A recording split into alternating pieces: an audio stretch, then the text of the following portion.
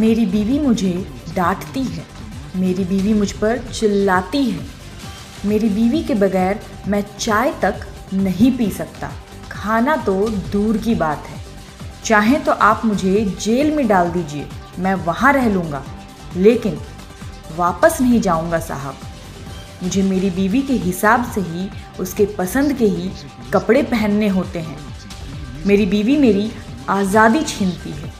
अगर मेरी प्लेट में चावल का एक भी दाना या रोटी का एक टुकड़ा भी रह जाए तो वो मुझ पर खूब चिल्लाती है।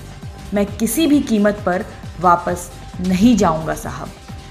सुना आपने, ये शब्द, ये बोल हैं एक पति के, जो अपनी पत्नी की हरकतों से कुछ इस कदर परेशान हो गया कि वो खुद के घर बेंगलुरु को छोड़कर 2176 किलोमीटर दूर नोएडा में आकर रहने लगा।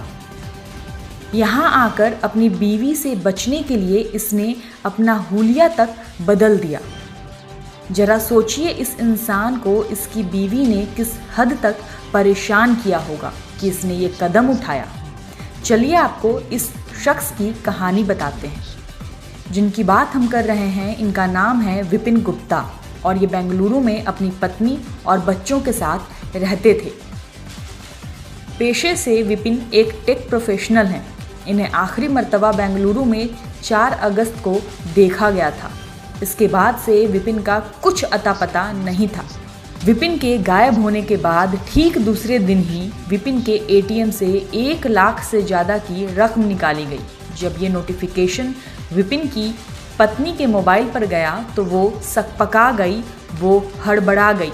उसे लगा कि उसके पति को किसी ने किडनैप कर लिया है और फिर वो विपिन की मिसिंग रिपोर्ट जाकर थाने में लिखवाती है, जिसके बाद पुलिस विपिन को ढूंढने में लग जाती है और इसी दौरान पुलिस को विपिन के मोबाइल का लोकेशन नोएडा में दिखता है। बस फिर क्या था, बेंगलुरु पुलिस की एक टीम तुरंत नोएडा पहुंच जाती है और यहां पहुंचकर इन्हें साक्षात सही सलामत खुद विपिन ही मिल जाता है।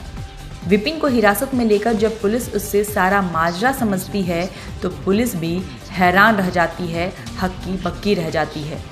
विपिन ने पुलिस वालों को अपनी बीवी की सारी हरकतों के बारे में बताया और साफ कह दिया कि वो जेल जाने के लिए तैयार है, लेकिन वापस घर नहीं।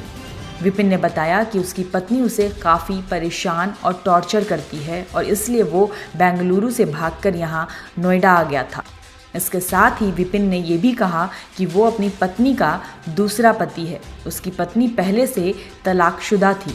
3 साल पहले विपिन ने उससे दूसरी शादी की थी। शादी के वक्त उसकी बीवी की पहले पति से 12 साल की बेटी भी थी। शादी के बाद विपिन से भी एक बेटी हुई है जिसकी उम्र अभी महज 8 महीने ही है। विपिन ने पुलिस को साफ कह दिया है कि मेरी पत्नी मेरी आज़ादी, मेरा हक छीनती है, मुझे अपना गुलाम बनाकर रखती है, मैं वापस नहीं जाऊंगा। फिलहाल पुलिस इस मामले को सुलझाने में लगी हुई है।